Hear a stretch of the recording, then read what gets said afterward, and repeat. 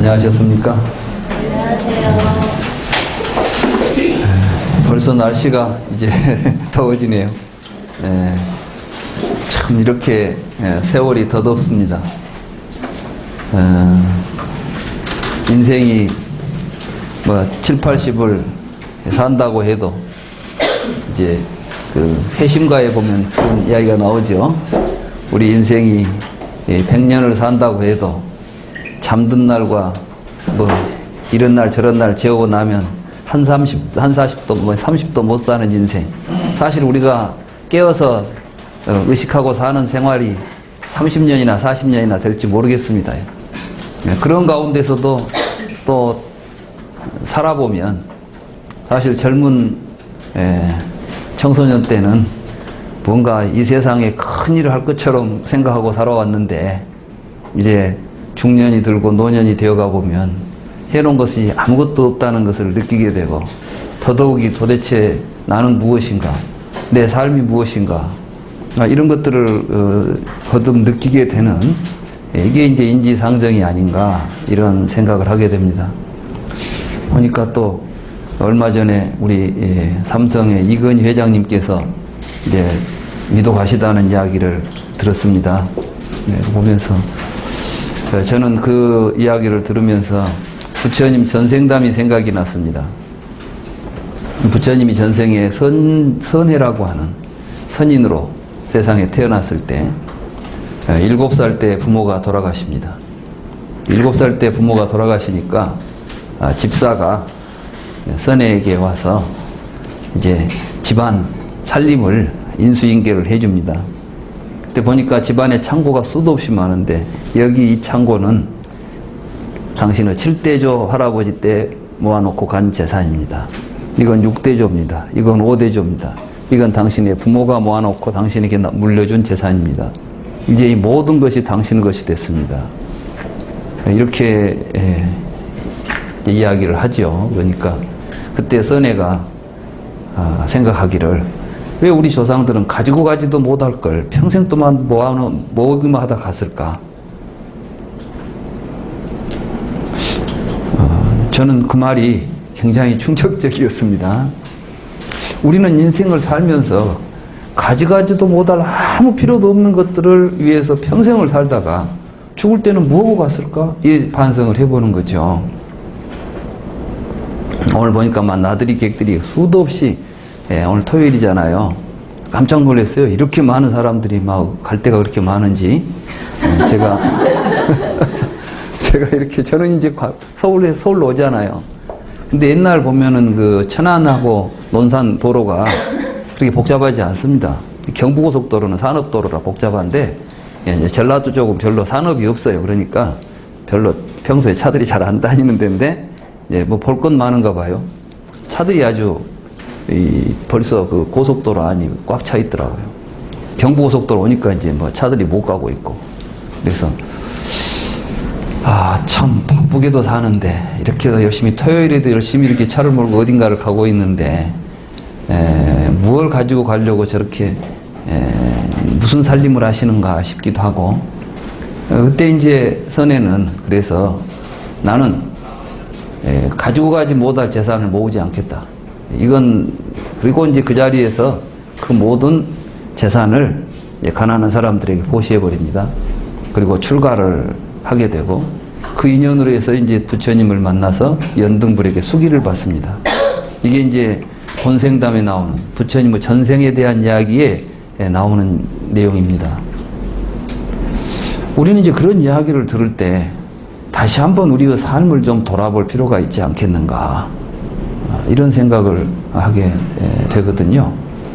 그리고 부처님이 이제 깨달은 게 바로 연기법입니다.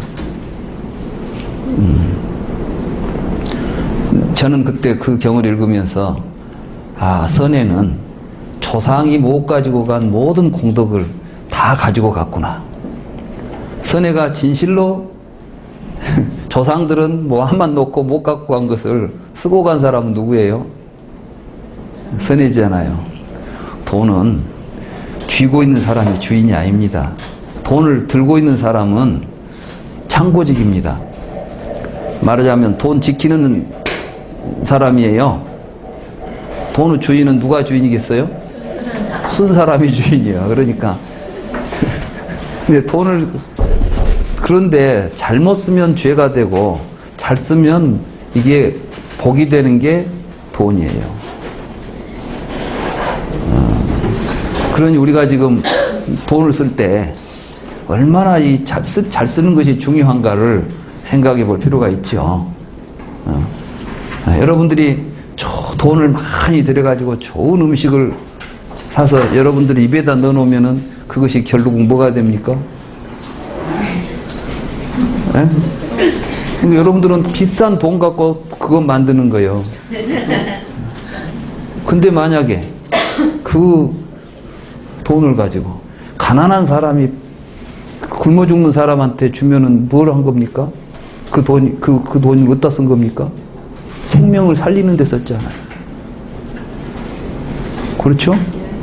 근데 사람들은 집에 넣어가지고 똥 만드는 것은 귀하게 여기고 정말 이걸로 다른 사람을 살려내고 정말 복을 짓는 일, 가치 있는 일을 하는 것은 의미 없이 느낀다는, 이게 이제 뭐겠어요? 무지지. 우리가 조금만 지혜롭게 생각해 본다면 그 어렵게 힘들게 번 돈을 가지고 똥 만들어야 되겠어요? 복 만들어야 되겠어요? 네? 그렇잖아요. 저는 불교 공부해가지고 신통방통한 그러한 그 신비한 그런 걸 나는 기대도 하지 않습니다. 처음부터 난 그런 걸 생각하지도 않고 불교를 공부했어요. 그리고 제가 경을 읽으면서 제가 지금까지 불교를 지속할 수 있었던 것은 부처님이 우리한테 신통 묘력을 가르쳐 준 게 아니라 바로 가치 있는 삶, 바르게 사는 삶, 이걸 우리에게 정확하게 일러주었기 때문에 저는 지금도 부처님을 존경하고 또 부처님은 그렇게 사신 분이잖아요. 그걸 몸소 보여주신 분이라는 말씀이죠. 우리가 이제 불교를 통해서 무엇을 할 것인가. 우리 주변에 보면 도인이라는 말을 하는데, 도인은 신통한 묘력을 지니고 있는 분들이 도인이고, 그분한테 가서 뭐 하면 소원이 다 이루어지고 올 것처럼 생각하는데, 이제 그건 진정한 불도가 아닙니다. 부처님의 가르침 속에는 그런 신비한 신통의 세계를 이야기하는 것이 아니라 올바른 가치 있는 삶을 우리에게 이야기하는 것이죠. 그래서 살아서도 행복하고 목숨을 이 세상에 연을 다해가면서도 평안하고 행복하게 생로병사가 다 걸림이 없이 행복한 삶을 살 수 있는 길이 불교입니다.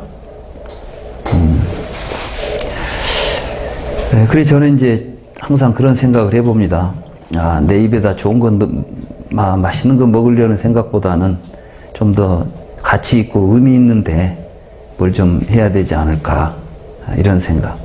내 몸을 내가 아무리 보살펴줘도 죽을 때 보면 뭐가 되죠? 송장돼요. 다 송장입니다.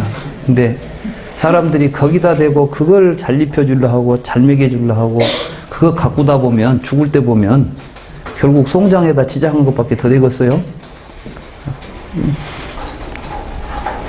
그렇게 살아야 되겠는가? 왜 인간들은 삶 속에서 허물을 느끼는가? 그런 것들을 자기라고 집착하고 거기에다가 공력을 들이고 살고 있으니까 살아보면 허망한 것밖에는 남은 게 없잖아요. 그죠?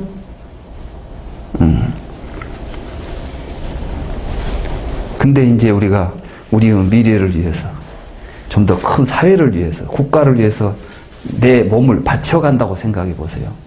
그러면 그 사람의 삶이 뭐가 됩니까? 역사가 되고,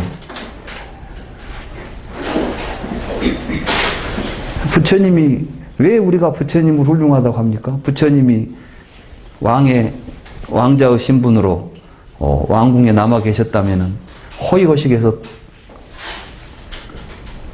좋은 음식 잘 드셨을 것이고, 좋은 옷에 편안한 몸을 잘 유지하고 살았겠죠. 인도에 아니 전 세계적으로 그렇게 산 사람이 수도 없이 많지만은 지금 그 어디 흔적이라도 남아 있습니까? 그러나 부처님은 그러한 삶을 내던져 버리고 이 몸을 가지고 80의 노구를 이끌고 열반에 드시는 그 순간까지 우리들에게 의미 있는 삶, 가치 있는 삶, 행복한 삶을 가르쳐주기 위해서 돌아다니셨단 말이죠. 그게 바로 무아예요. 내 생각을 안고 사신 거예요. 내 한 몸 생각하지 않고 오직 살아있는 모든 생명들이 행복하게 살기를, 모든 생명들이 함께 어우러져서 행복한 세상 만들기를 기원하는 그러한 삶을 사셨기 때문에 만고의 부처님의 이름이 빛나는 것입니다. 지금도 우리가 부처님을 존경하고 부처님을 생각하면 감동하고 부처님을 우리가 그리워하는 것이 바로 부처님의 그러한 삶 때문 아니겠습니까? 그래서 부처님은 우리의 존재는 업보의 존재다. 내가 어떻게 살아가느냐가 나의 존재지 나는 존재하고 있지 않다. 나는 어떤 존재로 존재하는 것이 아니라 내가 어떤 일을 하고 사느냐가 나의 존재를 만들어내는 거예요. 그러니까 사실은 우리는 일생을 통해서 자기를 만들어야 됩니다. 이미 만들어진 자기를 가지고 사니까 이놈이 생로병사가 있는 것이야. 그러나 여러분들의 삶이 뭔가 어떤 일을 통해서 여러분들이 도둑질을 하면 도둑놈을 만드는 것이고 부처 일을 하면 부처를 만드는 것입니다. 많은 사람들이 성불하자.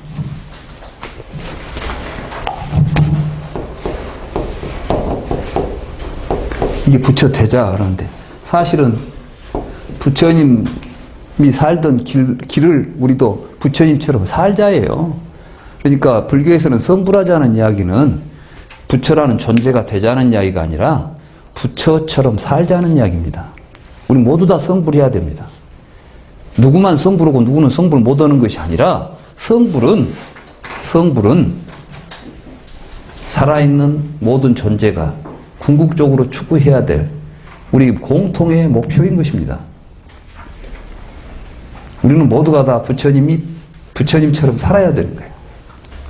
부처님처럼 살기를 배우는 것이 불교인 것이죠. 그러기 위해서는 깨달아야 됩니다. 어떤 깨달음을 얻어야 되느냐? 진실을 알아야 된단 말이죠. 불교 깨달음은 진리에 대한 깨달음입니다. 그럼 진리란 무엇이냐? 진리라는 것은 어디 감추어진 비밀이 아니라 있는 그대로 사실을 진리라고 말합니다. 사자라는 말이 이제 영어로 번역하면 truth라고 번역을 합니다. 그렇죠? truth라는 것은 진실, 사실입니다. 부처님께서 고진멸도 사성제를 진리라고 이야기했죠? 그렇지 않습니까? 그거는 괴로움이 생로병사가 괴롭다. 이게 엄청난 신비한 어떤 진리입니까? 우리가 살면서 느끼는 사실 아닙니까? 그렇죠? 그러니까 진리인 거예요. 근데 왜 괴로움을 다 진리라고 했지? 우리는 마치 진리는 괴롭지도 않고 때도 없고 막 이런 것이라고 하죠. 진리는 뭐냐면 때를 때라고 말하는 것이 진리고 더러운 건 더럽다고 말하면 진리고 깨끗한 건 깨끗하다고 말하는 것이 진리예요. 근데 깨끗한 것을 더럽다고 생각하고 있으면 우리가 진리를 모르는 거죠. 부처님께서는 사성제에서 고성제를 이야기할 때 오천이 곧 괴로움이다. 이렇게 이제 결론을 내지 않아요? 전에 제가 말씀드렸죠? 오천이 괴로움이다. 그 말은 무엇이냐면 자아라는 집착을 가지고 살아가는 삶은 괴롭다는 사실을 이야기해 준 거예요. 그 말을 우리가 어렵게 이야기할 것이 없는 것이죠. 우리는 누구나 다 자아를 중심으로 해서 살아갑니다. 수행조차도 사람들이 수행을 해가지고 뭐가 되려고 합니다. 내가 전에 어떤 이야기를 들어보니까 내가 성불을 좀 늦추고라도 중생을 먼저 제도하겠다. 한마디 보니까 그 속에는 뭐가 있냐면은 성불을 내가 있는 거예요. 내가 좀 손해보더라도 남을 위해서 일해줘야지. 이건 이제 수행의, 그렇게 해가지고는 진정한 수행이 될 수도 없고, 불교는 수행을 통해서 자기라고 하는 생각으로부터 멀어져 가는 거죠. 그러니까 불교를 수행을 많이 하면 할수록 아상이 끊어져 나가는 거예요. 오늘 이제 그 이야기가 나옵니다. 니나나수다에서. 근데 우리는 공부하면서 오히려 수행을 많이 하면 할수록 아상이 커져버려가지고 나는 수행도 이렇게 많이 했는데, 나는 이런 경지에 있는데, 그래가지고 이제 차별된 의식을 갖게 돼요. 나는 잘하는데 너희들이 뭘 알아? 너희들은 나 따라다녀야 돼. 이런 식으로 이제 생각을 하게 되면 그때부터는 안 하니만 못 오는 결과가 나와요. 차라리 안 했을 때에는 교만한 마음이라도 없지. 하고 나니까 이제 교만심까지 커져버리면. 그래서 불교를 공부하는 분들이 불교를 공부하면 할수록 더더욱 이제 하심을 갖게 되고 또 평등한 마음을 가지지 않을 수가 없는 것입니다. 왜냐하면 본래가 평등한 것이 진리니까. 우리는 누구나 다 평등하다는 거죠. 연기의 도리 안에서는 마음법이 평등하니까. 그래서 이제 저는 이제 그런 공부를 같이 해가는 그러한 불교가 되었으면 좋겠다. 또 그렇게 하기 위해서 이제 부처님의 가르침을 잘 이해해야 되겠다. 이런 생각을 하는 것입니다. 오늘의 주제는 바로 그렇게 부처님께서 깨달아가지고 심심미묘하다. 내 법은 깊고 깊어서 이해하기 참 어려운 법이다라고 그렇게 강조했던 내용입니다. 부처님께서 성불을 하시고 나서 이걸 알아들을 사람이 있을까? 아무도 못 들을 이야기를 한다고 해서 무슨 의미가 있겠는가? 그래서 이걸 설하지 않으려고 했다는 이야기가 있어요. 그럼에도 불구하고 그래도 잘 설명해주면 알아듣는 사람이 한 사람이라도 있을 거 아니냐. 한 사람이라도 이 진리를 알고 간다면 그만큼 의미 있는 것이 아니겠느냐. 이런 생각에서 법을 설했다고 합니다. 그래서 이건 이제 오늘 들을 이야기는 굉장히 어려운 이야기고, 오늘 한번 들었다고 해서 다 알 수 있는 이야기도 아닙니다. 그것은 이 경의 출발에서부터 이야기가 시작되죠. 부처님께서 이제 12연기에 대한 이야기를 자주 설하셨어요. 많이 설하십니다. 12연기라기보다도 연기를 설하셨죠. 이 연기의 구조를 가장 체계적으로 정리하면 12연기가 되는 것이죠. 근데 이제 안한다가 어느 날 부처님한테 그렇게 말씀을 드리죠. 제가 생각해 보니까 참 연기의 도리가 미묘하긴 미묘합니다만은 저에게 있어서는 자기는 이해가 잘 된다. 뭐 그렇게 도리는 좀 심오한 것 같지만 이해하기는 어렵지 않군요. 이렇게 이제 이야기를 한 겁니다. 그러니까 부처님께서 이 경에서 이제 정색을 하시죠. 그래서 뭐라고 합니까? 안한다여 그렇게 말하지 말라. 안한다여 그렇게 말해서는 안 된다. 이 연기는 심심미묘하다. 안한다여 이 연기를 알지 못하고 이해하지 못하기 때문에 이 인류는 뒤엉킨 실타래처럼 태어나고 뭉친 실타래처럼 태어나서, 이 말은 뭐냐면 아주 우리들이 이제 그 실타래가 엉켜 있으면은 아주 복잡하죠. 끝이 어디가 있는지도 모르고 시작이 어딘지도 모르게 되어 있는 게, 우리는 우리의 삶에 대해서 내 삶의 출발, 시작이 뭐이고 끝이 무엇인지, 내 삶의 본질이 무엇인지 뒤엉켜서 아무것도 모르는 무지의 상태에서 세상에 태어나서 또 그런 상태로 살다가 그런 상태로 죽어가는 일을 거듭하고 있는 것이 바로 이 연기의 도리를 모르기 때문이다. 그러니까 연기의 도리를 알아야 우리의 참 모습, 내 삶의 참 구조, 이런 걸 정확하게 이해하고 바르게 살 수 있다, 이 말씀입니다. 그래서 갈대나 억새처럼 살면서, 갈대나 억새가 여기서는 무엇을 의미하냐면은 갈대밭이나 억새밭에 가서 보면 막 지멋대로 해가지고 막 엉켜 있죠. 질서가 없어요. 어떻게 될지도 우리 인생이라는 것이 한 찹을 못 보고 살지 않아요. 또 여러 사람들과 어울려 살다 보면 갖가지 갈등이 얽혀가지고 그 속에서 복잡하게 살고 있죠. 이런 걸 이제 이 갈대 숲속, 이제 억새나 갈대처럼 살면서 몹쓸 세상, 괴로운 세상, 험한 세상을 떠도는 윤회를 벗어나지 못하고 있다. 여기서 이제 윤회라고 하는 말이 쌍싸라라는 말을 이제 번역한 건데, 이 말의 번역을 우리가 이제 윤회라는 말로 통상 한문으로 많이 번역을 합니다만은 윤전 또는 뭐 흘러다님 뭐 이런 이제 뜻이에요. 그러니까 이걸 우리가 윤회라고 해서 이제 죽어서 다음 세상에 태어나서 돌아다니는 형태로 이제 그러한 의미가 꼭 이 쌍싸라 속에 들어있는 건 아닙니다.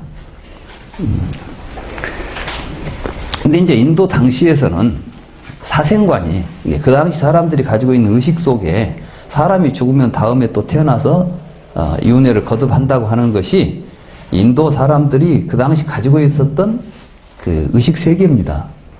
불교를 우리가 이해하려고 할 때 부처님은 인도에서 그 당시 인도 사람들한테 설법을 해야 됩니다. 그러겠죠?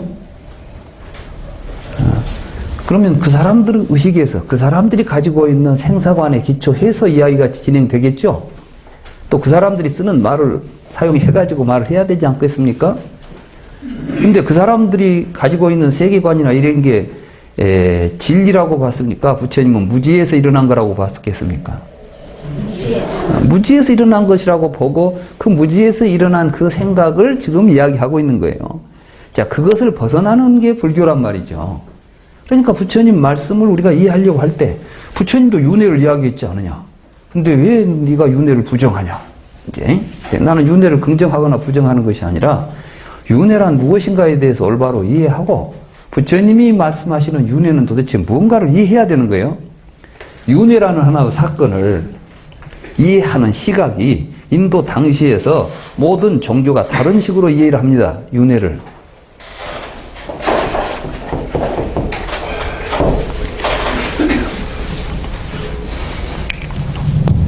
이 윤회가 자인화교에서는 지바라고 하는 게 아집하고 결합해가지고 각가지 형태를 나타나면서 세상을 사는 것을 윤회라고 말합니다. 그러면 이 지바는 죽으면은 새로운 몸을 받아가지고 살아요. 그런데 이때 지바가 가는 세계는 그렇게 막 우리가 사는 어떤 공간으로부터 초월해서 딴 데로 가는 게 아니고 여기에 있는 이 공간 속에서도 지바가 분리되면 새로운 지바가 새로운 걸 만나가지고 계속 살게 되는 거예요. 그러면 이러한 윤회를 이야기하려고 한다면은 거기에는 세계관이 있어야 되겠죠? 우주가 어떻게 생겼는지가 뭔지 이해되어야 죽은 다음에 어디로 오고 할 건 아닙니까? 그죠? 그러면 자인화교의 우주관하고 그 당시 우파니샤드의 우주관이 틀립니다. 그럼 우파니샤드 우주관은 어떤 것이었느냐? 우파니샤드의 우주관은 최초에 베다에서부터 우주관이 3개라고 하는 우주관이 나타납니다. 3개.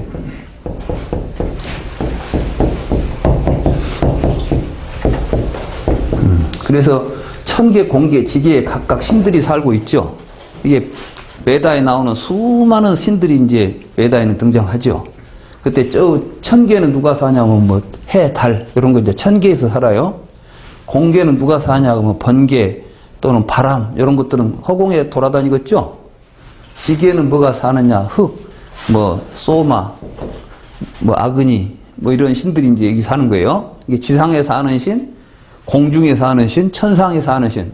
즉 이들이 말하는 개념은 이 세계가 공간적으로 천과 지라고 하는 사이에 공계가 있는 겁니다. 그럼 여러분들이 지금 생각하실 때는 우리들의 생각은 뭐냐면 천지만 있죠. 천지. 우리 한국 사람들 의식 속에는 천지인 그러지 않아요. 하늘과 땅 사이에 사람이 있다 이렇게 보지 천과 지 사이에 공이 있다는 생각 않지 않아. 세계관이 틀린 거예요.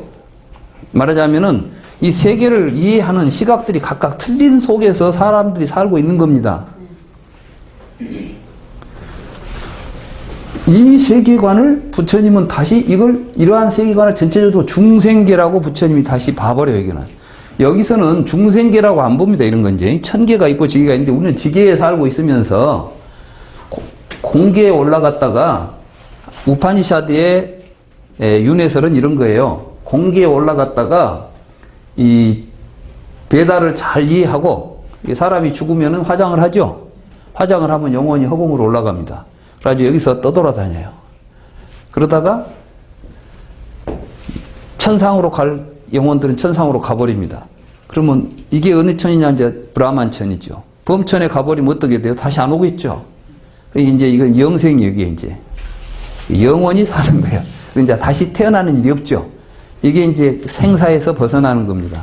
그런데 여기를 못 간 영혼들은 다시 비를 따라서 땅에 내려옵니다. 땅에 내려와가지고 초목 속에 들어가 있다가 짐승들이 먹어가지고 고기가 되기도 하고, 어떤 것들은 그 짐승들이 먹은 것 가운데 정자가 돼가지고 짐승으로 태어나기도 하고, 어떤 것들은 그 고기를 먹은 사람 몸에 들어와가지고 사람의 몸으로 태어나기도 합니다. 뭐 이런 것들이 우연히 되는 것이 아니라 그들이 지어놓은 업에 의해서 이루어진다. 이게 이제 우파니샤드, 힌두교, 쉽게 말하면 브라만교에서 가지고 있었던 윤회설이에요. 그런데 자이나교에서는 이걸 인정 안 하죠. 자이나교도 이런 창조적인 천신 같은 개념을 초창기에는 이제 부정을 해요. 그러니까 굉장히 유물론적인 생각을 합니다. 유물론적인 생각을 한다는 것은 뭐겠어요? 우리들의 눈에 보이는 것 안에서만 설명을 해야 되겠죠. 그럼 이제 해탈은 어떻게 일어나느냐? 그러니까 지바는 본래 생사가 없어요. 그 본래 자체가. 근데 이놈이 몸하고 물질적인 구조를 지닌 몸하고 결합해가지고 몸이 죽으면은 우리가 그걸 생사라고 이야기하죠. 그러겠죠? 그런데 이 업을 지어가지고 있으면은 업이 항상 몸을 받도록 작용을 하니까 죽은 뒤에도 새로운 몸을 받을 수밖에 없겠죠. 업이 소멸되지 않으면은. 그런 구조 속에서 이 업의 양만큼 업과 상응하는 몸을 받아가지고 계속 다음 세상에 태어난다. 이게 이제 윤회설이에요. 그러면 윤회부터 해탈은 어떻게 합니까? 그러니까 지바로부터 몸이 분리가 일어나지고 더 이상 몸을 안 받아야 된다. 쉽게 말하면은 지바가 독립해야 된다. 이걸 보고 이제 깨왈라라고 그래요. 깨왈라. 독점. 혼자만 있어야 돼. 이 몸이 붙으면 안 돼. 이 몸이 안 붙도록 해야 돼. 그러니까 이제 귀신만 돌아다니는 거지. 몸이 있으면 안 되는 거예요. 몸이 붙어버리면 이건 벌써 속박이니까. 그래서 여기서는 이제 자이나교에서는 궁극적으로 마지막에 가서 어떤 사람이 나는 이제 몸을 버릴 때가 되었다 할 때는 자살해요. 그걸 그리고 굉장히 존경스럽게 생각해. 왜냐하면 저 사람은 드디어 이제 몸을 버려버렸다. 완전히 몸과 뭐가 분리된 거 아니겠어요? 그러면 이 자이나교에서 볼 때 그 육체적으로 죽음을 당하는 것이 그게 뭐 큰 죄가 되겠어요? 안 되겠죠? 귀찮은 몸을 낼 수만 있다면 떼어내버리고 싶지. 그러려면 뭐가 있어야 돼요? 이 지바가 정말 몸과는 독립적으로 존재해야 되겠죠. 근데 아쉽게도 우리는 지바만은 볼 수가 없어요. 그러니까 이건 증명할 사람이 없는 거예요. 나는 해탈했다. 그래가지고 몸을 떠나서 지바가 돌아다니면서 이 몸을 떠난 지바가 막 내 귀에 와가지고 나는 안 보이지만 나는 있어. 나는 이미 해탈했어. 이런 이야기 하는 거 들을 수 있겠어요? 애매모호한 거예요, 이게. 이론은 있지만 실질적으로 볼 수가 없는 거예요. 부처님께서 와서 보라는 이야기 했다고 그랬죠? 이 강의의 주제가 와서 보라 아닙니까? 저는 여기서 절대로 볼 수 없는 이야기는 안 하겠다는 이야기예요. 부처님도 볼 수 없는 이야기는 안 해줬고, 죽어서 어디 가서 우리가 경험할 수도 없는 이야기를, 그런 이야기는 이놈이 하든 저놈이 하든 믿을 수 없는 이야기예요. 그런 이야기를 가지고 불교가 진행되는 건 아니에요. 근데 지금 우리 주변에 진행되고 있는 불교는 이런 불교라고. 부처님은 해탈해가지고 해탈기로 가서 계신가 봐? 어디로 가서 있을까? 이런 거 묻잖아요. 부처님 그런 거 묻는 사람한테 대답했어요? 안 했어요? 안 했어요. 왜 부처님이 대답 안 했는데 우리는 지금 한 것처럼 이야기를 하려고 하냐? 그건 지금 불교를 잘못 이해하고 있는 거예요.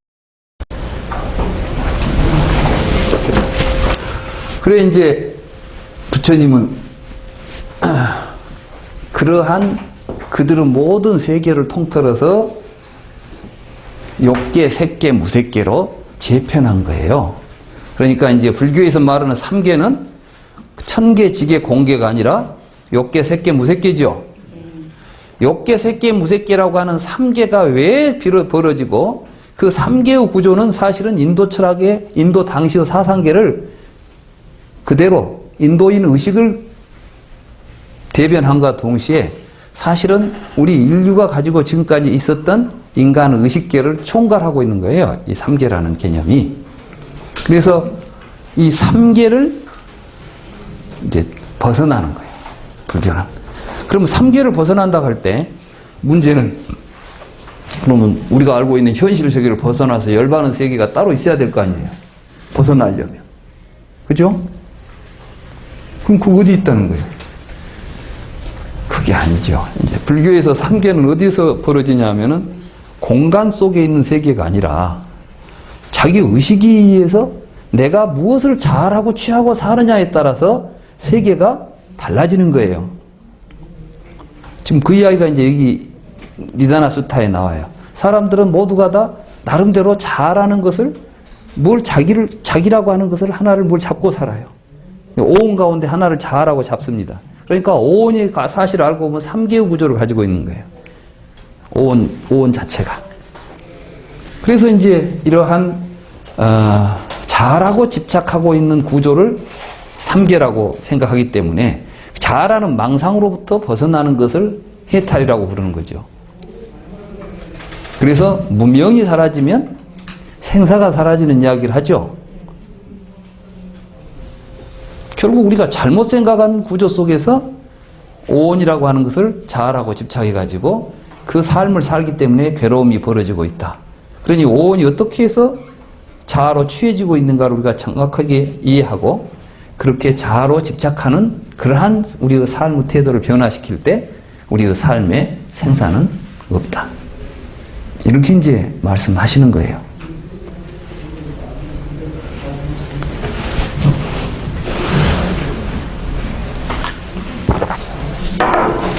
그래서 결국은 이 연기라고 하는 심신미묘한 도리를 이해하지 못하고 있기 때문에 우리가 윤회를 벗어나지 못한다. 그래서 이제 아난다여 노사는 그것에 조건이 있는가라고 물으면 있다고 말해야 한다. 어떤 조건 때문에 노사가 있는가라고 물으면 태어남이라는 조건 때문에 노사가 있다라고 말해야 한다. 그러죠? 태어나니까 늙어 죽는 거 아니겠어요? 이게 이제 연기를 관해가는 방법입니다. 그걸 보고 이제 역관이라 그래요. 역관.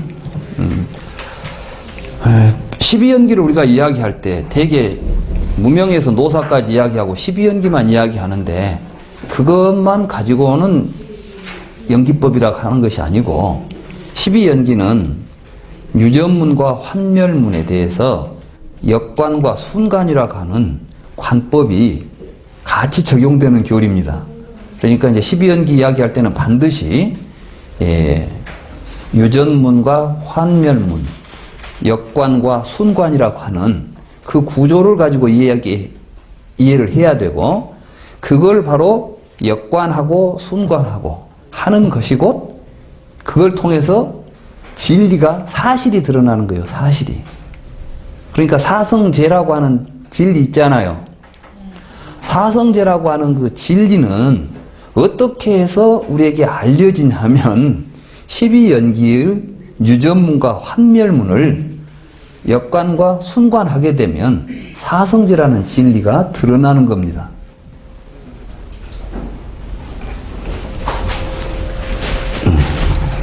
그게 이제 큰 틀로 이야기하면 불교의 모든 교리예요.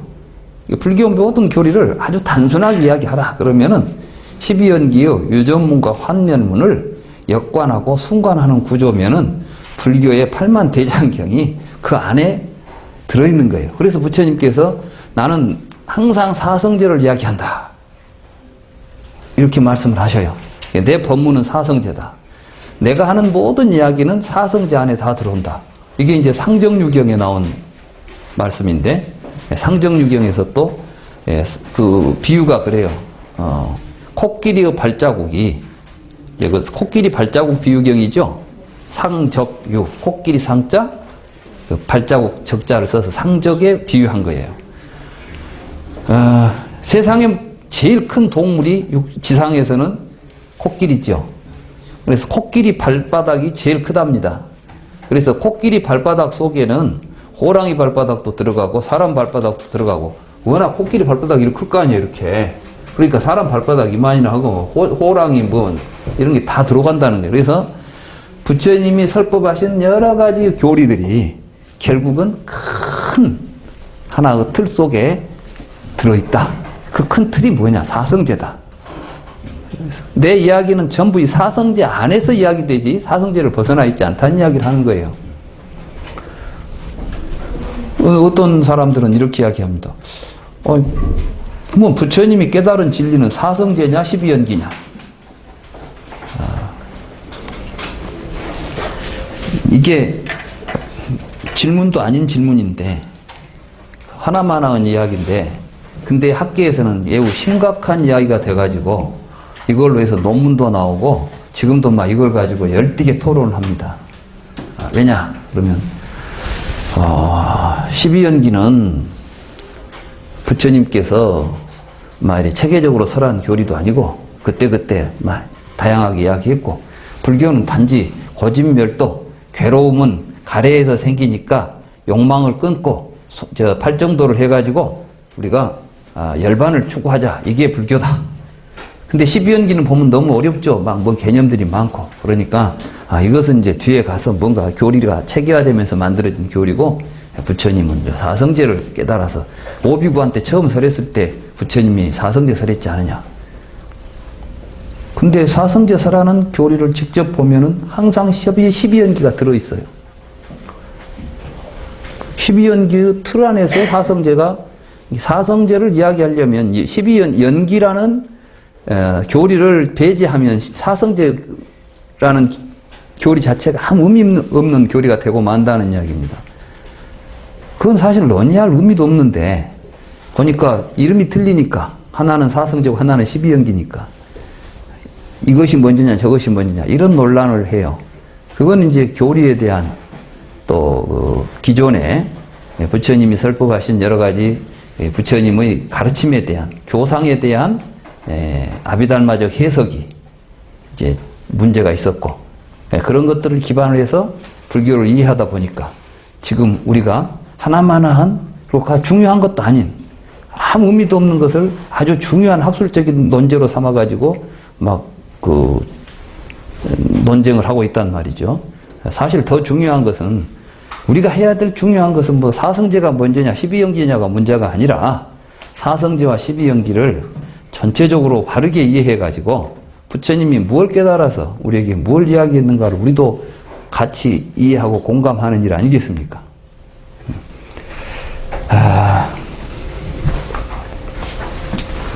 그럼 이제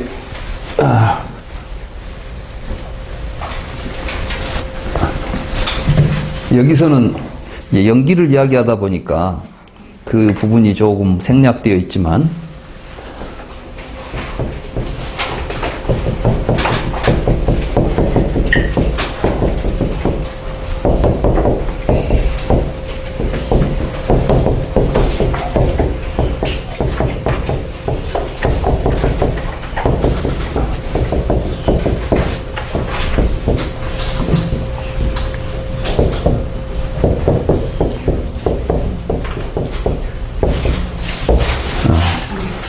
여기 12연기죠?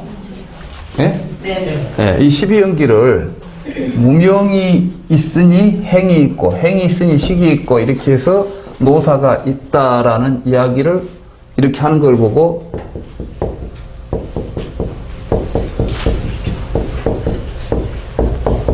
유전문이라고 불러요. 그런데 이것만 가지고는 안 되는 거예요. 그러면은 이제 이걸 알았으면 어떻게 해야 됩니까? 무명을 멸하면 행이 멸하고 해서 이제 계속 멸해가죠. 멸하면은 뭐가 멸합니까? 노사가 멸한다. 이렇게 보는 것을 보고 환멸문이다 그러나요? 환멸문. 그러니까 무명이 있으면 노사가 있다. 무명이 사라지면 노사가 사라진다. 이 도리죠. 그러니까 여기서 지금 중요한 건 뭐예요? 우리가 무명이 문제가 아니겠어요? 무명. 그럼 뭐가 무명이냐가 문제겠죠? 무명을 없애자는데. 근데 무명이라는 것은 모르는 것을 무명이라 그래요. 그런다면 반드시 무엇을 모르는 것인가에 대한 우리가 이해를 해야 되겠죠. 근데 지금까지 보면 무명에 대한 이야기라면 밤낮 그죠? 무명 때문이라는 이야기 하지 무엇을 모른다는 이야기를 잘 안 해요. 내용이 잘 없어. 또 기껏해야 사성제에 대한 무지다 이렇게 이야기해버려. 사성제에 대한 무지. 그럼 고진멸도 사성제를 아는데? 여러분들 사성제 알아요? 몰라요? 나름대로 알잖아. 책에 다 써져 있잖아요. 근데 사성제 알아도 뭐 생로병사가 없어져요? 안 없어져요? 절에 와가지고 스님들한테나 이 교수님들한테 또는 뭐 어떤 법사님들한테 사성제 이야기 많이 들어보셨죠? 그 사람이 아니까 알려줬을 거 아니에요. 그러면 그 사성제를 강의한 사람은 생로병사가 없어졌을까? 자기가 나는 생로병사를 떠났다고 진짜 자각하고 있을까요? 아닌 것 같아. 그러니까 사실은 뭐 사성제라고 가르쳐준 사람도 모르는 사성제, 배운 사람도 모르는 사성제, 그걸 가지고 뭔 12연기가 논의됐다면 지금까지 한 짓이 뭐던 거예요? 하나만 한 짓을 하는 거지. 그렇잖아요. 지금 예? 지식으로 가르쳤습니다. 예. 그러면 지식이라는 게 참된 지식이 못된 거죠. 알고 보면. 지식으로 해놓으니까 예. 자기를 모른다 이걸 하고 있는 예. 그러니까 이제 지혜와 지식의 차이도 우리가 이제 이야기가 돼야 되겠죠. 근데 아무튼 우리는 지금 여기에서 이게 지혜라는 것과 지식의 차이를 보면 한번 어떤 차이가 있을까요? 지식은 뭐고 지혜는 뭘까요? 지식은 아는 것이고요. 예. 지혜는 행하는 거 아닙니까? 아는 것을 행하는 게 지혜죠. 근데 이제 사성제를 알았다 합시다. 지식으로. 어떻게 행동할까요? 도로 닦아야지. 어떤 도를 닦을까요? 성질을 말했다 도로 닦아야지. 도로 닦아야지. 그러면 이제 팔정도에 딱 보면 정견이라는 말도 탁 나오거든? 예. 그러면 정견이 뭐인지를 또 몰라버리면 도를 닦았어요? 못 닦았어요? 성질을 모르는 게 정견 아닙니까? 그럼 사성제를 또 안다면서 어떻게 알아야 됩니까? 말이 자기가 뭔가 이해하고 있는 것 같은데도 사실은 겉도는 거예요. 왜 그것인지 그걸 겉돌고 있는지를 알아야 되는 거예요. 그리고 우리가 지식이 뭐고 지식의 한계가 뭐고 어떻게 해서 연기를 관하는 것인가 이것을 정확하게 알아야만 이것이 살아있는 법문이 되는 겁니다. 오늘 내가 하는 이야기가 여러분이 지금까지 들었던 이야기의 개념적으로는 새로운 개념이 없어요. 그런데 보는 법이 틀리지.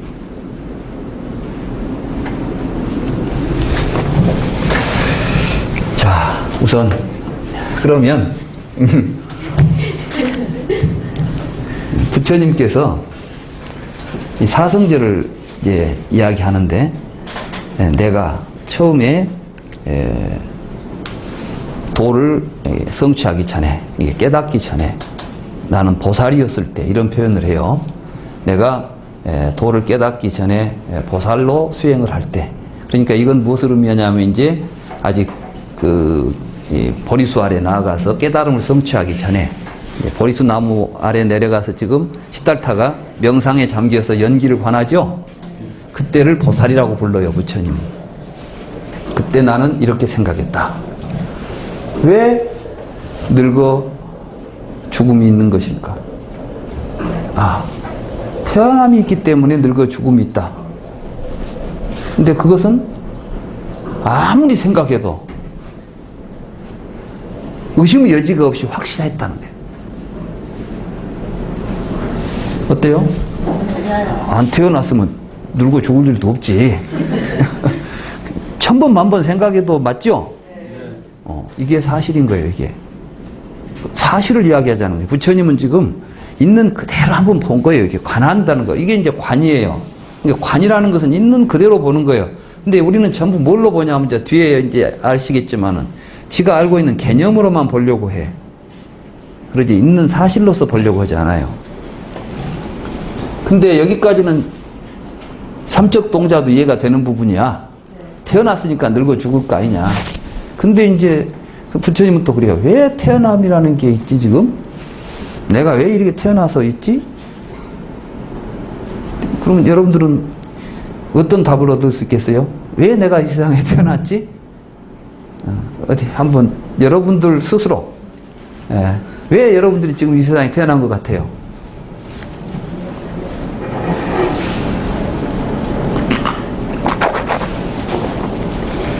부모님이 낳아줬으니까 태어났을 거 아니요? 그죠? 그렇게 가면 이제 기독교가 되는 거예요. 응? 그것은 여실하게 보지 못한 거예요. 그럼 이제 거기는 그러니까, 그러면 거기는 이제 그렇게 물어갔어요. 그 질문이, 사실은 모든 종교적 질문이 여기에 있는 거예요. 이 이야기는 불교 이야기만 한 게 아니고, 우리 존재의 내 삶의 바탕이 어디서 출발했는가를 묻는 질문인 것이잖아요. 기독교인들은 옛날 사람들은 다 그래서 기독교만 그런 게 아니라 그러니까 브라만교도 나오는 거예요. 내가 왜 이 세상에 존재하냐. 브라만이 세상을 창조할 때 우리 조상을 만들어놨고 그 조상들이 우리를 만들어준 거 아니냐. 처음에 브라만이 세상을 만들 때 사성 카스트로 만들어놨어요. 다시 말해서 입에서 브라만이 나오고 어깨에서 크샤트리아가 나오고 생식기에서 바이샤가 나오고 발바닥에서 수드라가 나왔으니까 나온 대로 살아야 돼. 그러니까 브라만은 브라만으로 살고 크샤트리아는 크샤트리로 사는 거야. 아무리 가난해도 호랑이는 솔잎을 먹고 살 수가 없어. 호랑이는 고기를 먹고 살아야 되고 송충이는 지가 아무리 위세를 떨쳐도 송충이는 솔잎을 먹어야지 다른 거 먹고 살 수가 없어. 마찬가지야. 세상은 태어난 대로 사는 거야. 그건 뭐야? 처음부터 그렇게 만들어졌으니까. 누가? 신이. 그럼 뭐 간단하잖아요. 그럼 어떻게 살아야 돼? 순종하고 살면 돼. 그러니까 이제 인도 사람들이 인도에 가서 보면 정말 이런 속에서 왜 사람들이 저렇게 참고 사는지 모르겠다는 생각이 들 때가 있어요. 근데 그걸 그렇게 해줘요, 종교가. 종교 다 좋은 거 아니에요.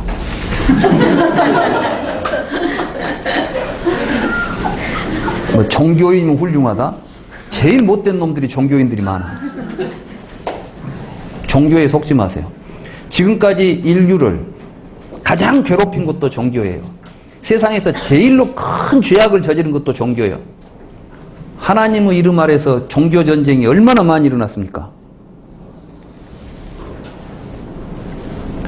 신성하다? 제일 추접한 것이 종교예요.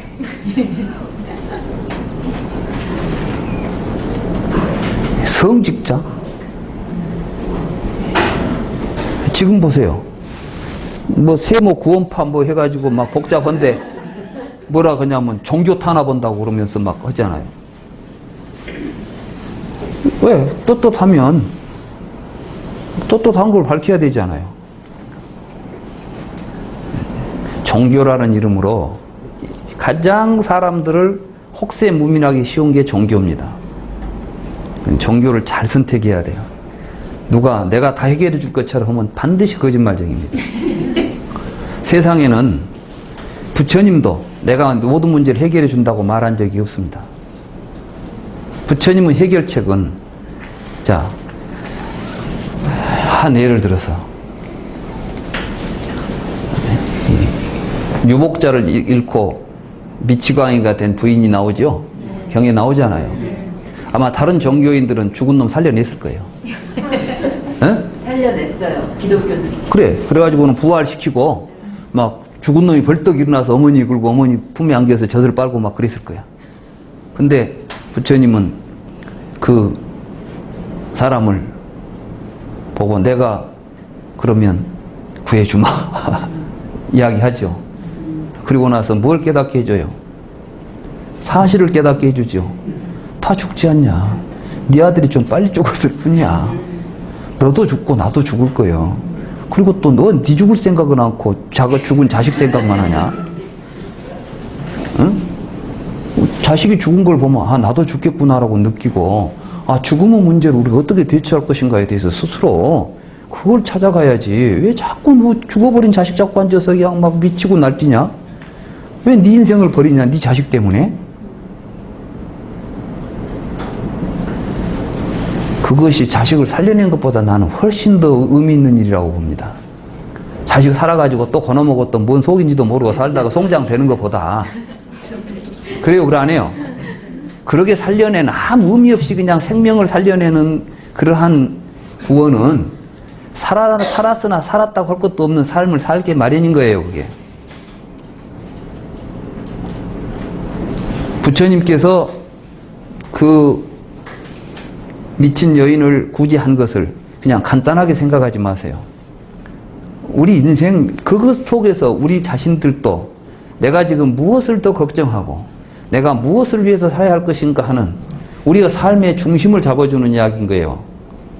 죽은 자식 붙잡고 있지 말고 살아있는 네 삶이 어떻게 살아야 할 것인가에 대한 너 자신의 삶을 더 중요하게 생각하고 살아야 될 거 아니겠어요, 우리가? 거기서 정신이 번쩍 난 거예요. 누구나 죽어간다는 사실을 마침 내 아들만 죽은 것 같지만 누군들 안 죽냐? 그러면 난 어떻게 살까? 죽음 앞에 서서. 그래 이제 깨닫고 부처님한테 출가하지 않습니까?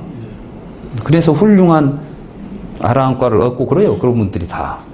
자,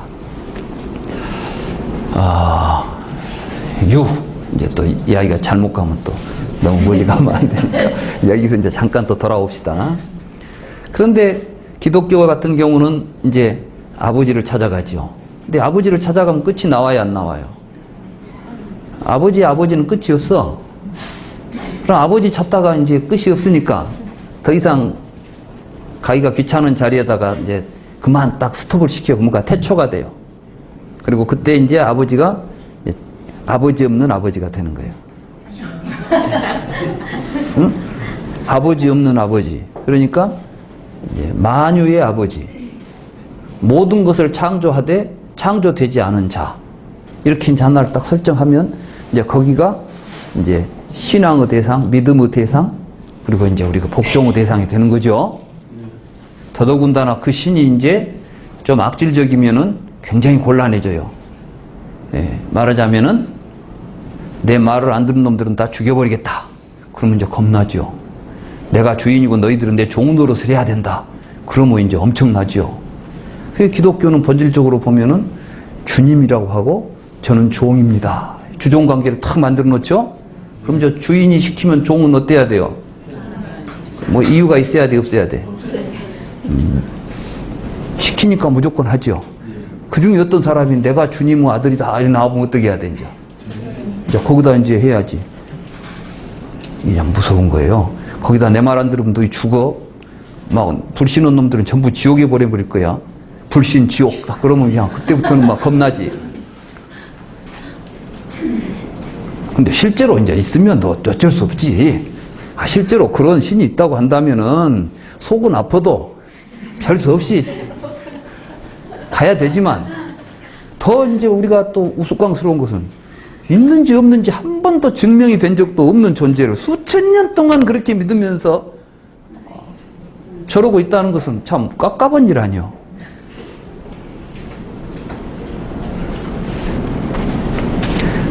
솔직히 대학 교수가 돼가지고 어디 가서 이런 이야기를 하면 무식하다고 종교에 대한 편견이 심하고 아주 못됐다고 욕 얻어먹어요. 근데 이제 우리 이제 부처님 공부하시는 분들이니까 내가 좀 이제 안심하고 하는 겁니다. 근데 또 어디 가서 내가 요즘 세상이 뭐 이야기도 이게 민주주의라 많은 사람이 믿은 것이 진리요. 그러니까 이제 기독교를 많이 믿으면 기독교가 진리 되는 거예요. 이게 민주주의예요. 근데 진리는 민주주의가 아니거든. 부처님이 이 세상에 오시기 전까지는 아무도 진리를 알지 못했어요. 그 부처님이 깨달았을 때는 오직 부처님만 알았어. 그렇지만 혼자 알고 있다고 해서 진리 아닌 것이 아닐 수도 없고 아무도 모르고 있었다고 해서 진리가 없어진 것도 아니에요. 진리는 있어요. 부처님 그걸 말씀하신 것이야. 세상에 열애가 출현하든 출현하지 않든 법계는 상주한다. 연기하는 세계는 항상 있다. 나는 그걸 깨달아서 가르쳐주고 있을 뿐이다. 알든 모르든 그걸 모르고 살면 괴로울 것이고 알고 살면 행복할 것이다. 이게 이제 불교예요. 부처님이 여러분들한테 해결해 줄 수 있는 문제는 사실을 통해서 문제를 해결해 주는 것이지 부처님은 신통한 위력을 통해서 여러분의 문제를 해결해 주지 않는다는 것이요. 그런데 문제는 또 우리가 확실히 알아야 될 것은 그것이 해결하지 못할 문제가 없다는 것이에요. 아시겠어요? 불교는 분명히 문제를 해결해 줘야 됩니다. 여러분들이 가지고 있는 어떤 고통스러운 문제, 집안에 뭔 문제가 있든 뭔 문제가 있든 문제를 해결 못 해주면 그건 종교도 아니고 아무 의미도 없는 것이요. 뭐가 아무 내 인생에 도움이 안 된다면 뭐 때문에 우리가 그거 공부해야 되겠어요? 그렇죠? 그런데 제대로 해결을 해줘야 돼. 눈속임으로 해결해 주면 안 된다. 죽은 뒤에 보자. 그런 것들은 절대로 믿으면 안 돼요. 이 자리에서 살아 눈앞에서 그것들 해결이 돼야 돼.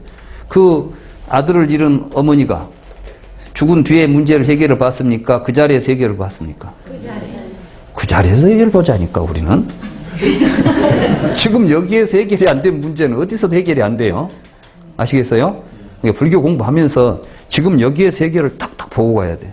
뭐 불자들은 그렇게 공부를 해야 돼요. 그래서 어디 가서 뒤에 보자 하는 사람들은 전부 사기꾼들이 꼭 뒤에 준다고 해놓고 돈을 안 주거든. 자,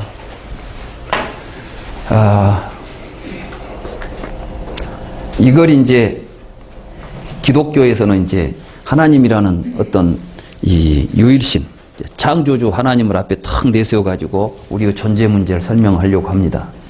그러니까 좀 그런 것 같지가 않거든. 그때 이제 서구에서는 이제 자연과학이 발달했어요. 그래가지고 막 하나님이 천지를 창조했다 그러는데 성경에 나온 것 같지를 않아. 천지가. 막 하늘이 있으라니 있고 땅이 있으라 땅이 있어가지고 하늘에서 태양이 막 움직이고 막 모든 전체가 다 하나님이 움직인 줄 알았더니 그게 아니야. 막 지구가 돌고 있다는 것이요. 근데 어디를 봐도 성경에는 지구가 돈다는 이야기가 없거든. 그렇잖아요. 그러니까 이제 성경 이야기가 아닌데 이거 틀렸는데 그러니까 이제 교황청에서 저런 못된 놈이 있냐. 이제 갈릴레이가 막 지구가 돈다 그러니까 저런 미친 놈이 있냐라고 잡아다 놓고 너 죽을래? 네 말을 처리할래? 그러니까 죽고 싶겠어요. 아니요. 그리고 지구 안 돕니다. 그래놓고 나오면서 그래도 돈다 지구는. 그럼 뭐예요? 내가 알든 말든 돈다 하든 안 돈다 하든 내가 안 돈다고 해서 지구가 안 돌 리가 있냐? 진리는 억지로 부리는 것이 아니에요. 진리는 진리일 뿐이야.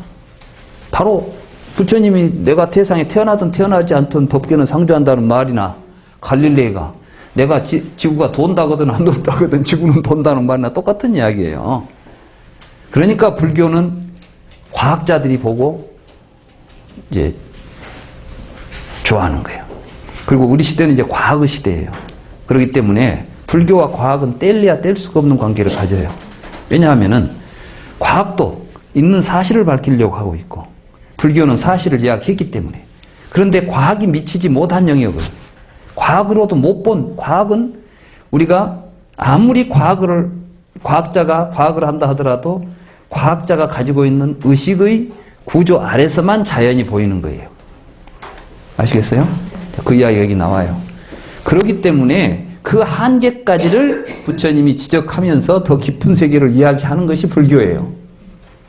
그래서 이제 불교를 과학자적인 입장에서 불교를 연구하신 분들은 과학은 가설에 근거하고 있기 때문에 언제든지 새로운 이론이 나오면은 이 이론은 폐기처분될 수 있지만 불교는 그 영역을 벗어나 있는 것처럼 보인다. 너무나 불교 자체가 왜 그러냐면 불교는 무엇이라고 하는 실체를 인정하지 않아 버리잖아요. 요즘 자연과학에서는 막 쿼크가 물질의 근본이다 이야기했죠. 근데 그건 이제 쿼크라는 걸 하나 가설로 세워가지고 설명하려고 하니까 쿼크를 내세운 거예요. 근데 쿼크도 알고 보면 또 더 그걸 만들게 해주는 어떤 요인들이 있었을 거 아니에요. 불교에서는 그냥 일체는 공이다 그래놨거든. 제법계 공. 공 그러니까는 아무 가설이 없잖아. 앞에다 뭘 내세운 게 없잖아. 그걸 가지고 세계를 설명해 내지 않아요. 연기라는 구조를 가지고. 사실은 굉장히 놀라운 논리예요. 이거 논리들이. 여러분들이 쉽게 제법 계공 뭐 이런 이야기 하고 있지만 그 공이라는 말이 갖고 있는 철학적인 존재론적인 의미라는 것은 없다, 있다 이런 종류가 아니라니까. 왜 공이라는 개념으로 설정해야만 모든 현상들을 시대와 어떤 사회를 초월해서 영원히 우리가 어떤 것을 이해하려고 할 때 사물을 본질적으로 이해할 수 있는 것인가. 이런 것들은 이제 제가 볼 때는 철학적으로 그 공 의미가 그렇게 되어 있는 것이에요. 근데 아무튼 이제 그런 이야기는 또 지금 중요한 게 아니고, 과학자들은 이제 그렇게 해서 뭘 했냐면, 이제 아버지가 그런데 똑같은 아버지가 아니더라는 거야. 말하자면 이제 인간의 아버지는 인간이고, 그러죠? 그러니까 하나님 아버지도 인간같이 생겼다고 그랬어요. 보면 하나님 그 천지 창조하는 그 바티칸 그 가서 보면 막 아담을 창조하고 뭐 있죠. 천지 창조라는 미켈란젤로인가?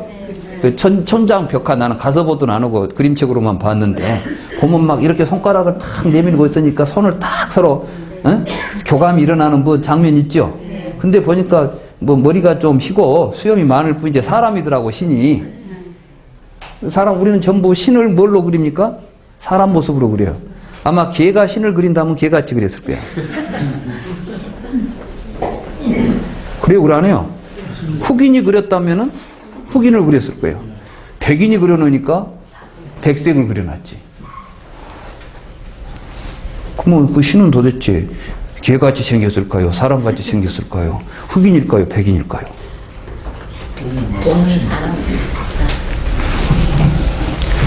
이제 근데 과학자들이 보니까 도대체 그렇게 될 것 같질 않아요.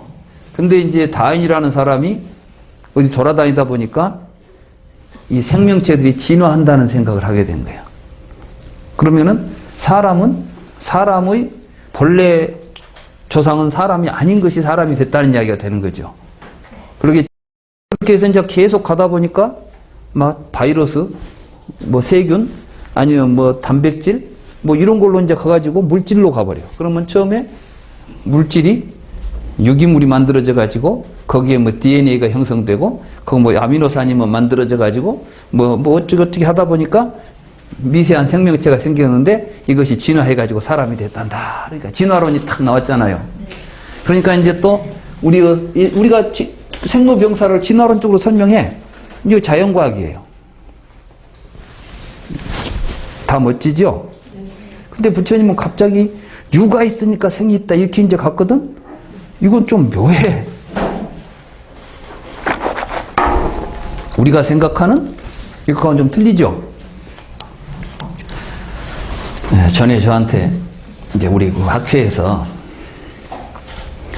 창조냐 진화냐 불교는 또 무엇이냐 이런 주제를 가지고 이제 학술대회를 한 적이 있어요. 그래서 제가 이제 창조론과 진화론에 대한 이제 불교의 입장을 이제 제가 이제 발표를 했어요. 불교는 창조론도 진화론도 아니다. 불교는 연기론이다. 이렇게 이제 이야기를 한 거예요. 그래서 이제 왜 창조론과 진화론이 문제냐? 그럼 이제 이것은 어떠한 실체를 중심으로 해서 이제 무엇으로부터 현재의 인간이 무엇으로부터 발원했느냐. 이런 이제 생각 아니에요. 그것이 어떤 물질적인 것이 진화를 했느냐. 처음부터 이러한 형태로 신이 만들어가지고 존재하느냐. 근데 실제로 우리 인간 존재가 과연 그런 구조 속에 있냐 없냐고 문제 아니에요. 사실이 뭐냐고 문제. 인간을 어떤 식으로 이해하는 것이 정당한 이해인가가 문제인데 우리는 이미 우리의 두 선택 외에는 다른 선택이 없는 것처럼 생각하니까 자꾸 진화냐 창조냐 해가지고 둘이 싸우잖아요. 그래서 나는 그랬죠. 아니 지금 내가 살아있는 것이 그 끈을 대자면 부모한테만 끈이 되십니까? 지금 오늘 지금 여기 여러분이 지금 여기 존재하는 현재 여러분들의 존재의 근거를 한번 찾아가 봅시다. 예? 혹시 진화로 가야 되겠어요? 부모한테 가야 되겠어요? 오늘 점심 드셨어요? 안 드셨어요? 점심 먹었죠? 네. 점심을 안 먹었으면 지금 여기 살아 있겠어요? 없겠어요? 예? 점심 안 먹고 밥을 안 먹고 있었다면 못 살겠죠? 그럼 여러분들이 지금 현재 존재하는 것은 밥심으로 존재하지 않아요. 그럼 밥은 어디서 왔을까? 그것도 뭐 누가 뭐 창조고 진화해서 왔을까? 아니지, 땅에서 나온 것이고, 그 밥이 만들어지기 위해서는 하늘에서 막 태양이 비치고, 천지 만물의 조합 속에서 여러분들이 먹는 음식이 나왔지 않았어요? 네. 그 음식을 또 근거를 찾아가면은 한 줄만 가겠어요? 몇 줄로 가겠어요? 여러분들이 현재 존재하는 나의 현재의 존재의 입장을 연원을 추구해 가면 이것은 뭐 하나님을 찾아갈 것도 없고 진화론을 찾아갈 것도 없고 우주 만물이 나와 함께 연기하고 있기 때문에 나타난 현상이에요. 그렇습니까? 안 그렇습니까? 그걸 가지고 무슨 뭐 진화가 맞냐 창조가 맞냐. 우리가 이렇게 있는 것은 여러 가지 관계 속에 있습니다. 불교에서는 연기한다고 말합니다. 연기한다고 말하는 연기론의 입장에서 보면 창조도 진화도 다 억지기고 가설이고 이런 것들은 진리가 될 수도 없다. 창조도 진화도 불교는 아니다고 내가 이제 아주 시원하게 이제 했더니 두 분이 논평을 했어요. 한 분은 고려대학교에 자연과학 과학 전공하시는 분이고 한 분은 이화여대에 신학 전공하시는 분이에요. 두 분이 이제 하나는 이제 그러니까 과학의 입장에서 나를 비판하고 한 사람은 신학의 입장에서 나를 비판할 거 아니에요. 말하자면 진화론을 진화론적 입장에서 내 논평을 해야 되고 하나는 신학적 입장에서 나를 이제 창조론 입장에서 비판해야 돼. 근데 이제 과학하신 분은 할 말 없습니다. 옳습니다. 하고 이제 그냥 뭐 맞습니다. 하고 이제 와버렸고 또 솔직히 그 양반이 또 불교를 좋아하시는 양반이기도 했고 나는 근데 이화여대 신학과 교수님은 논평이 너무나 인상적이었어요. 그분이 뭐라 하냐면은 딱 한 줄이에요. 논평이 신은 관계입니다. 딱 그려놨어. 관계? 내가 이제 연기라는 것이 관계 속에서 우리는 존재한다는 이야기 했잖아요. 그러니까 신은 관계입니다. 그러니까 뭐냐면 신은 인격적인 게 아니라 모든 존재를 가능하게 해주는 관계 구조. 불교의 연기가고 신 아니요. 이렇게 말해버립니다. 근데 그 양반이 좀 애매하잖아요. 말하자면은 신을 인정한 것 같으면서 사실은 유신론 어떤 그 인격적인 신은 싹 빼불고 진리가 곧 신 아니냐. 진리는 연기 아니냐. 이렇게 말합니다. 신이 진리다고 한다면 연기가 진리네. 신은 관계가 신입니다. 이렇게 이야기합니다.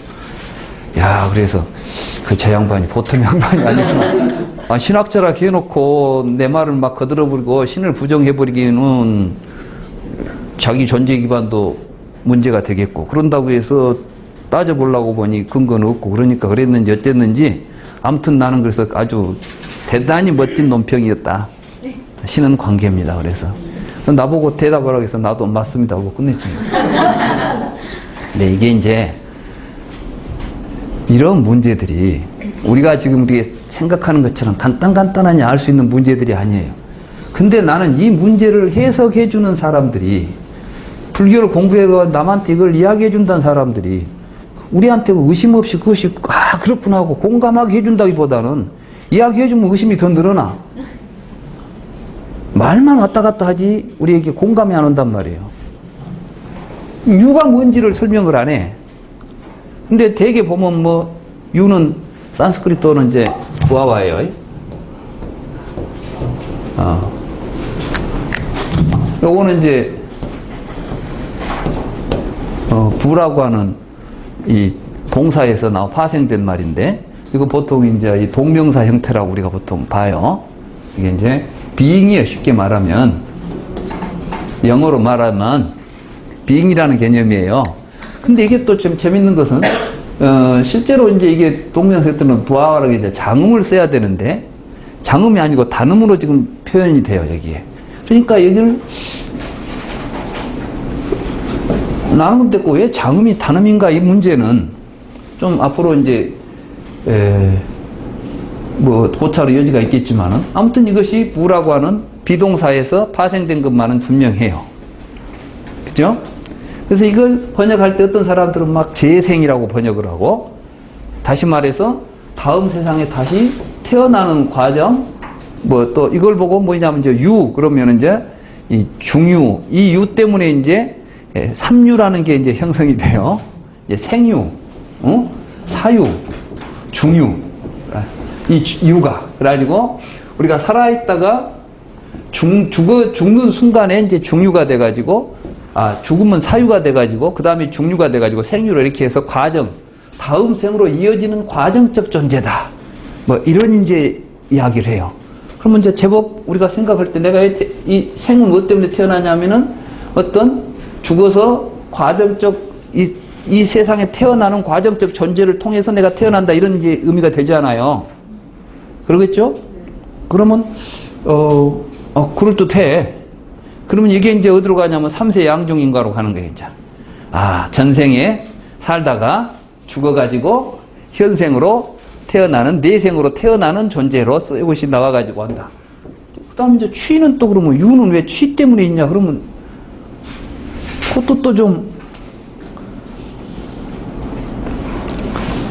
명쾌하지 않죠?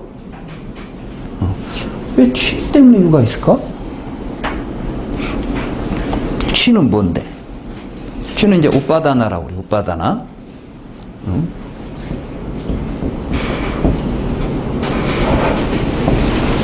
우빠다나라는 말이 도대체 어떤 뜻일까? 우빠라는 것은 위로, 우빠다나. 근데 이것이 취한다? 취한다는 말이 뭘까?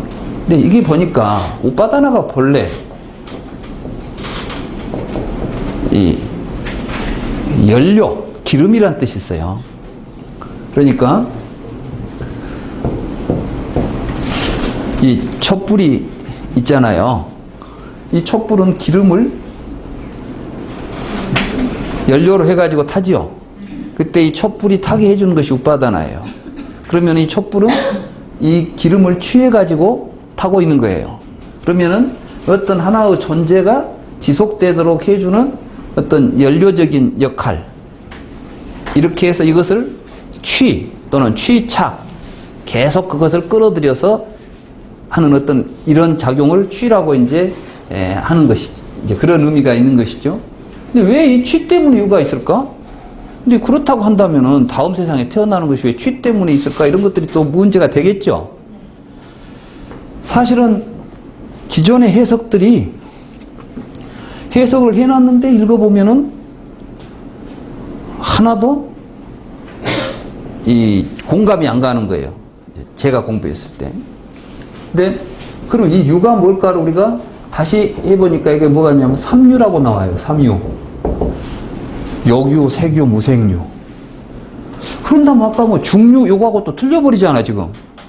그러면 12연기 해석이 아비달마의 여러 주석서들을 보면 이런 불경의 내용하고 전혀 맞지도 않고 막 중구난방인 거예요, 이게.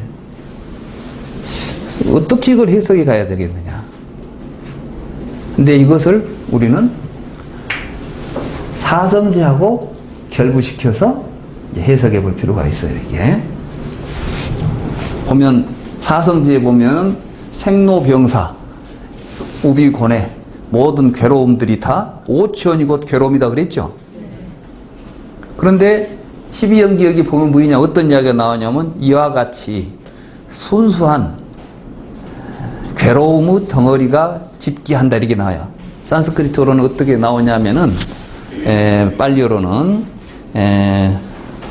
두카 깐다야 쌈 우다야라고 나온다고. 그러니까 두카 칸다라는 것은 뭐냐면 고온이에요. 우리가 오온 할 때 온 있죠?